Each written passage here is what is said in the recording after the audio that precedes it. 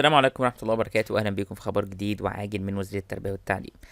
الآن في خبر متداول في كل حتة، في كل المواقع وعلى السوشيال ميديا وعلى فيسبوك وكل حتة، بيقول إن امتحانات الصفين الأول والثاني الثانوي ستعقد يوم 23 يناير 2021 من المنزل عبر التابلت بشكل طبيعي. وكمان دكتور طارق شوقي قال فيها، أو التصريح اللي متداول مع الخبر ده، إن دكتور طارق قال لا داعي للقلق في حالات كورونا في النازل. من جانبه بقى دكتور طارق الشوقي وزير التربية والتعليم رد قال هذا خبر مؤكد غير هذا الخبر مؤكد انه خبر كاذب لا اساس له من الصحة.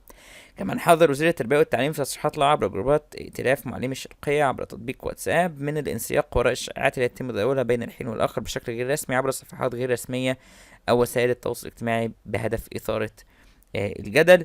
كمان يعني الخبر مش منطقي، يعني المفروض ان ما كانش في امتحانات اليوم 20 فبراير، فجأة كده خبر يطلع يقول ان يوم 23 يناير الجاي امتحانات اولى وتانية ثانوي من المنزل. مفيش الكلام ده، والخبر ده وزير التربية والتعليم نفاه وقال مش صحيح، اي حد يقوله لكم فهو خبر كاذب مش صحيح. بس انا حبيت انقل لكم الخبر ده عشان محدش ينساق ورا الاشاعة دي.